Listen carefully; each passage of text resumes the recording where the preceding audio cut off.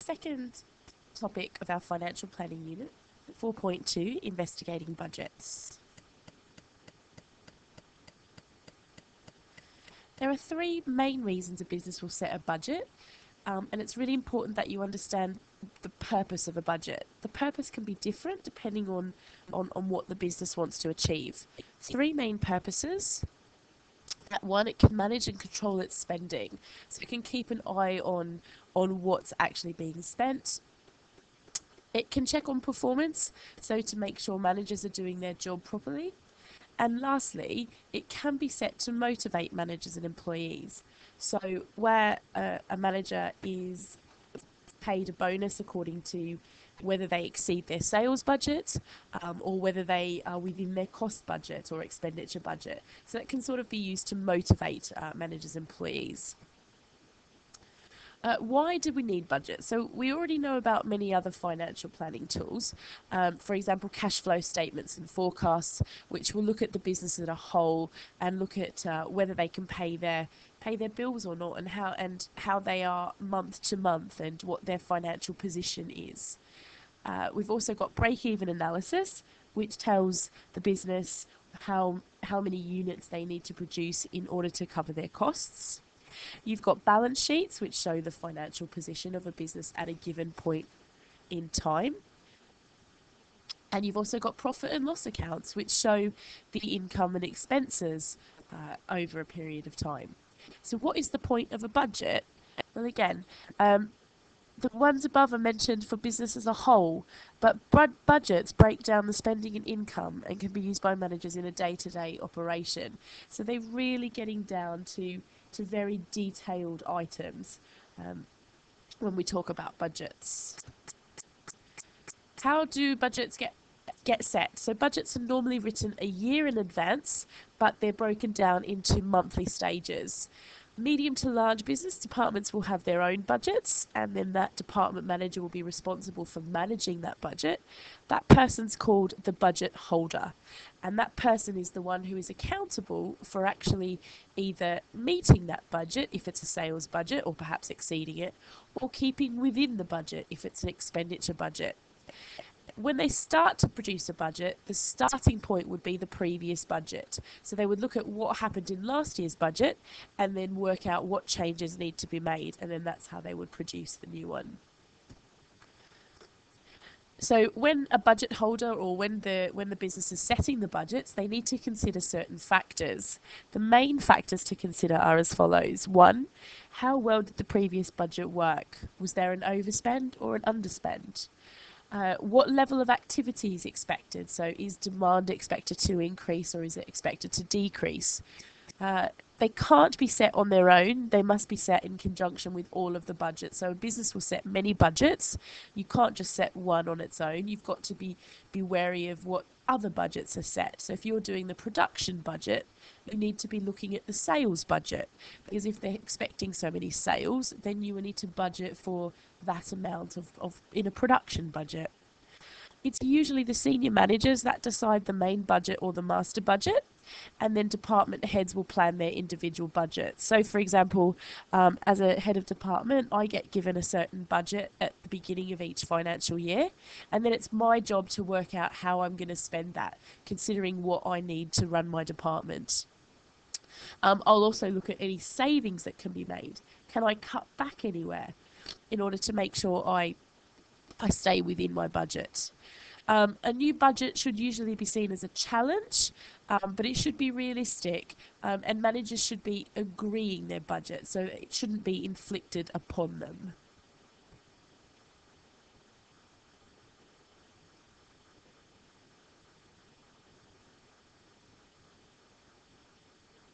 Okay, so there are many different types of budgets.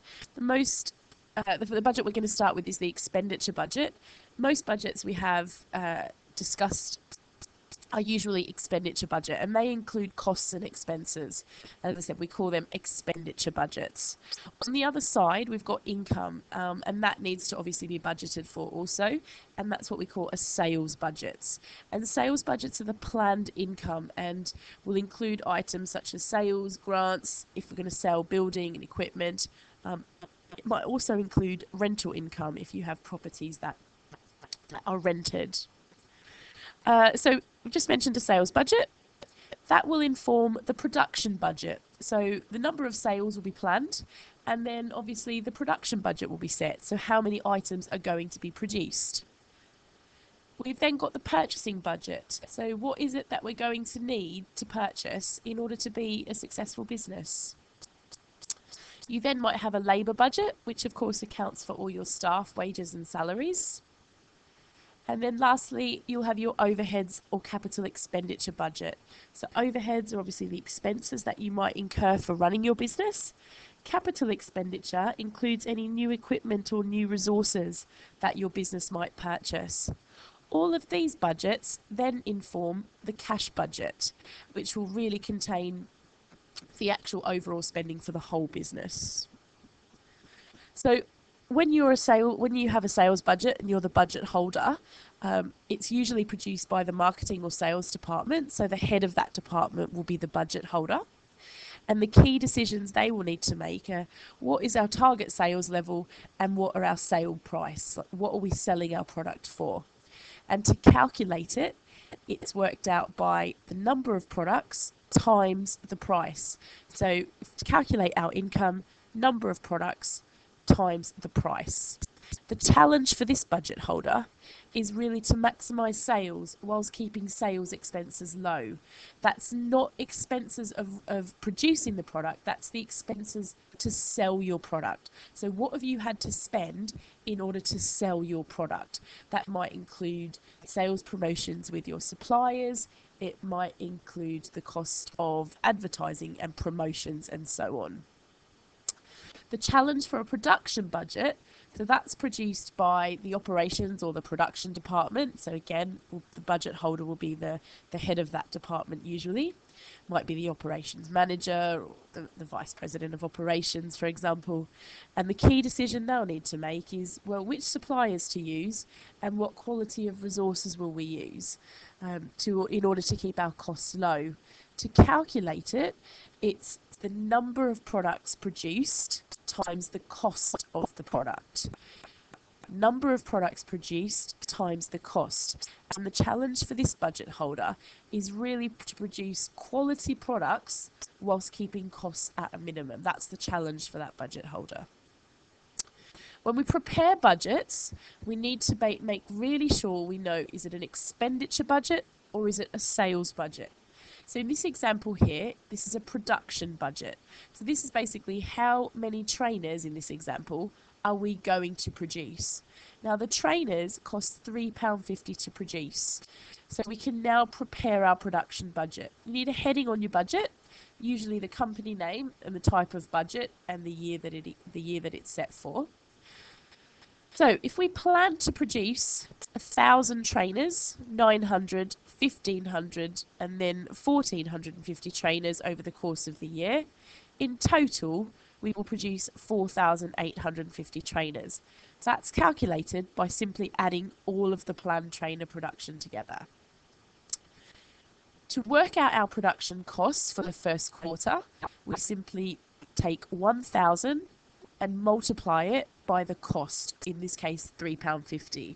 That will give us a production cost for the first quarter of 3,500. Similarly, to calculate the other 3 quarters, we simply take the planned number of production times the cost of production, and we get these amounts here on the side. So 900 multiplied by £3.50 will give us 3,150. Again, to find out the total production cost, 2 ways, and this is where you can check your answers. You can either add all these items together, or you can take the total here multiplied by the cost and double check your answer that way. So again, you can add those down that way, get that answer, or take this answer times by the cost and hopefully you would get the same answer. So a good idea to check when you're in your exam. On the other hand, you've got a sales budget, and to prepare this budget, you've got a sale price of £25. Again, we need a heading. So an irrelevant heading here would be sales budget for 2013. We've got our company name there. And we simply take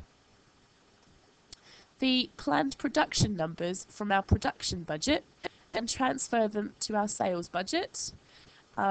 Again, we get the same totals there, but this time to calculate our sales, we're going to times the number that we plan to sell times the sale price, and we get this amount here. Again, we can add them down vertically, or we can take the total planned sales times by the sales price, and you should get the same number. Again, you must check your calculations in an exam. Also, when we're setting budgets, we can then look at the variance. So we can compare what we planned to spend or what we planned to earn and look back and actually compare to what we actually planned and spend. This is called the variance. So it's the difference between the planned budget and the actual budget. So again, variance is the difference between the planned budget and the actual budget. Remember, to set a budget, you need to look at what happened in the last budget. So this is where budget holders will calculate variance. So in an expenditure budget, to calculate the variance, it's the planned expenditure minus the actual expenditure. If you've spent more than you budgeted, we call this an adverse variance. If you spend less than you budgeted, we call this a favourable variance. However, in a sales budget, obviously you're talking about revenue earned. So when you actually exceed your budget or you sell more than you planned, that's favourable. And when you sell less than you budgeted, that's adverse. And we calculate that as actual minus planned. Let's have a look at an example. So we've got a labour budget here. So remember, a labour budget is accounting for your staff salary costs. We have our budgeted cost here for full-time staff of £4,500, but we actually spent £4,550. So we can see that we actually spent £50 more than what we planned. So this would be an adverse variance. In the case of casual staff, we budgeted for £2,000, but we actually only spent £1,950. So that gives us a positive £50. That's favourable. So we spent less than what we budgeted. Overall, we actually spent on our budget. So we just say we're within budget or on budget. On the other hand, in a sales budget, again, we've got 4,500 of budgeted sales, but we actually earned 4,550. So this is a favourable variance of £50.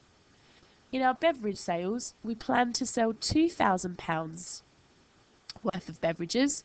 We actually only sold 1,950. So we're short by £50. This is an adverse variance because we sold less than what we planned. Again, our total budget, we actually stayed within our budget, so the variance is 0.